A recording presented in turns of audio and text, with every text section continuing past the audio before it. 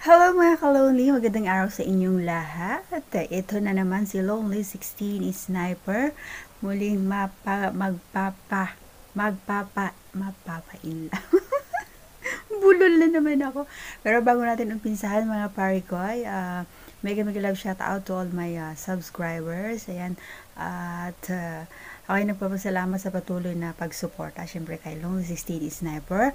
At sa mga hindi pa nakasubscribe, please do subscribe and click the notification bell para updated kayo sa mga videos ko. At sa mga hindi pa nakasubscribe sa aking unang channel na Lonely Sniper 16, ayan, please do subscribe also. Maraming salamat in advance. At sa mga hindi pa sa mga hindi pa naka-member both channels natin, please do click the join button para kayo ay makapasok sa ating GC na kulitan. Syempre, maraming makikilala kayo doon. Kulitan, of course, masaya. Okay, ang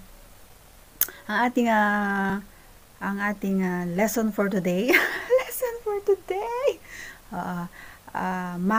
Mahal ka nga ba ng mahal mo o mahal ka lang dahil may kailangan siya sa'yo? Oh, alright. Diba, may mga dyan, may mga matatamaan dyan, mga pari ko. Ayan, bato-bato lahat sa langit, tamaan, may bukol. Ayun.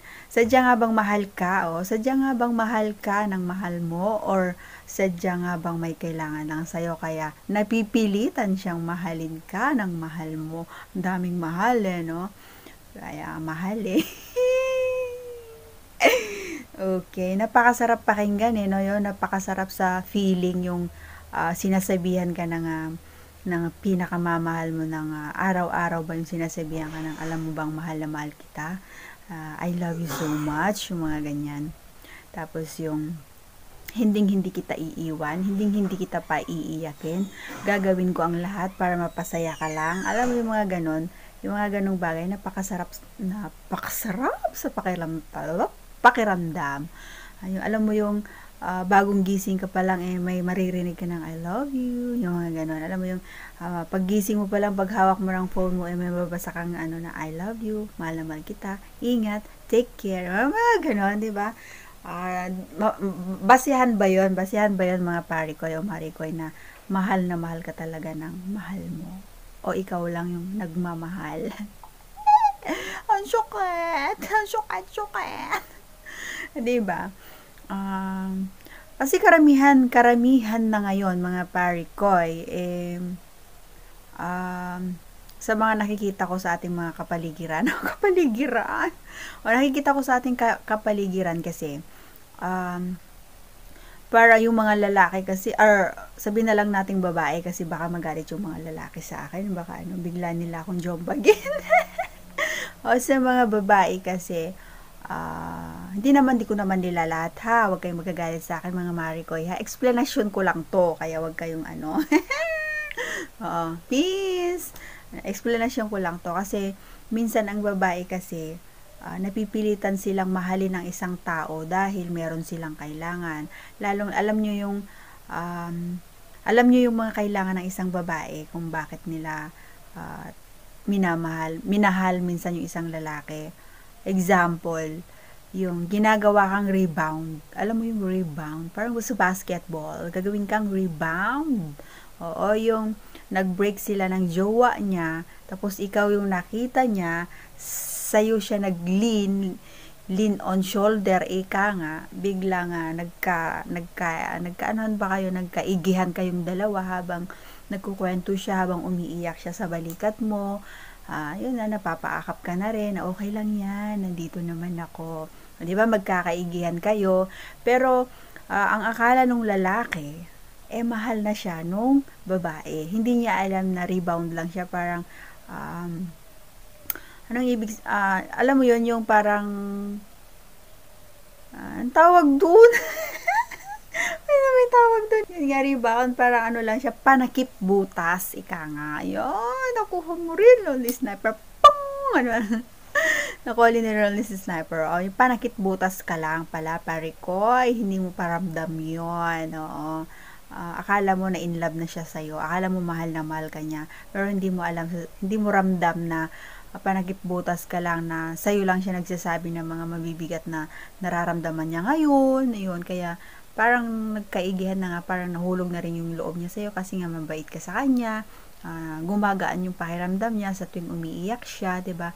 Kasi nga kino-comfort mo siya, gano'n, comforter ba ako, ano yun, yung downy comfort. Yung kino-comfort mo siya.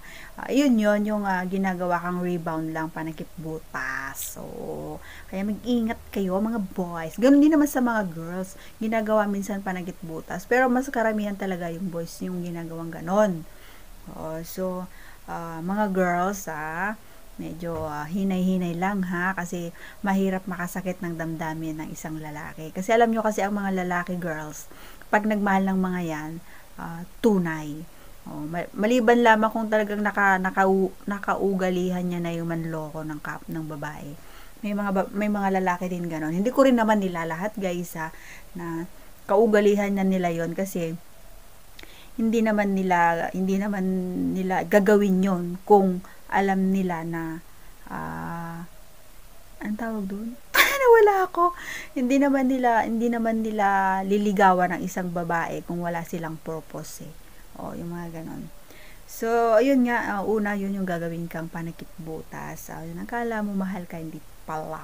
Ganon. Mahal ka nga ba ng mahal mo? May kailangan lang siya sa'yo. Pangalawa, parikoy, ay yung financial. Financial. Minsan ngayon, nangyayari na rin sa mga girls. Minsan, minamahal lang ka lang ng isang lalaki dahil marami kang marami kang datong, nabibigay mo lahat ang kanyang gusto dahil mahal mo nga siya. Mahal ni Maricoy si Parikoy, kaya lahat ng gusto ni Parikoy, pag humingi si Parikoy, binibigyan. Ganon din naman si girl. Kaya mahal niya si boy dahil maraming datong si boy. Tama ba yung sinabi ko? Baliktad. Tama. Kaya mahal ni girl.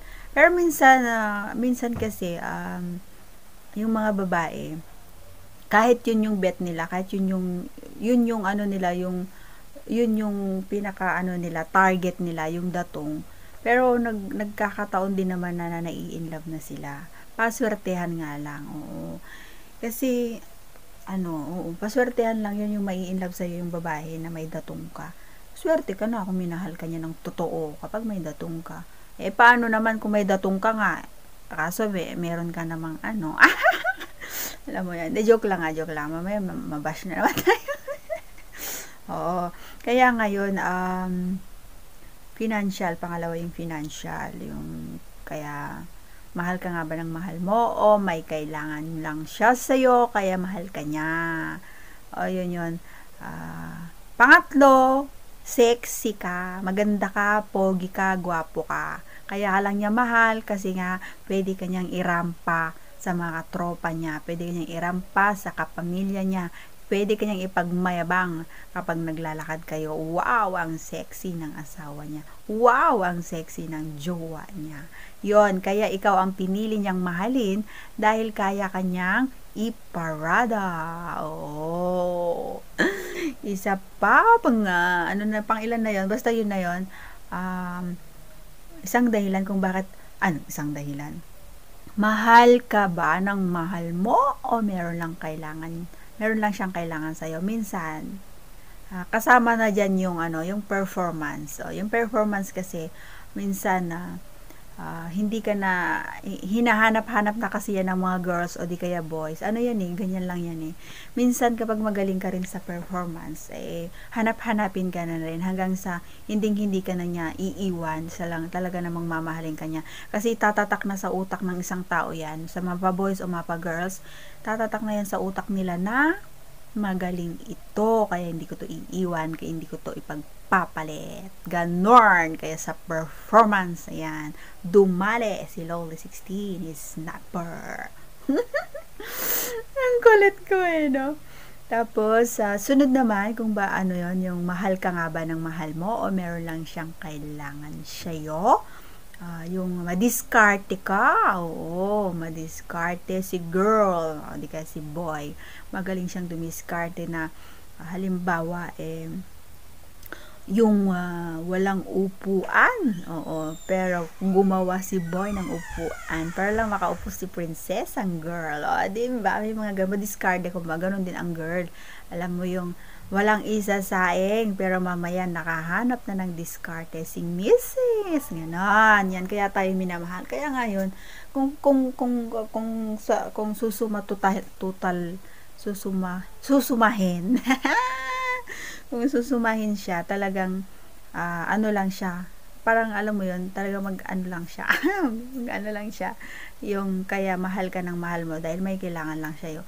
Kahit sino namang tao may mga bagay talaga na kailangan na give and take, Maricoy, give and take, Maricoy, ganun lang yun, huwag kang ano dyan, nang aano kay, yun yung mga ano, mahal ka nga ba ng mahal mo o meron lang siyang gusto sa'yo, alam mo yung gano'n, yun yung mga ano ko, yun yung mga gusto kong ipaliwanag sa inyo. So ayun, maraming salamat sa pakikinig sa aking pangungulit sa inyo. Ayan, sa mga in love dyan, ipagpatuloy nyo lang, at sa mga bolero, itigil nyo na yan. Ayan, batu-batu sa langit, tamaan wag magalit. Ayan, always remember, love is never loves you. Oh, bye-bye.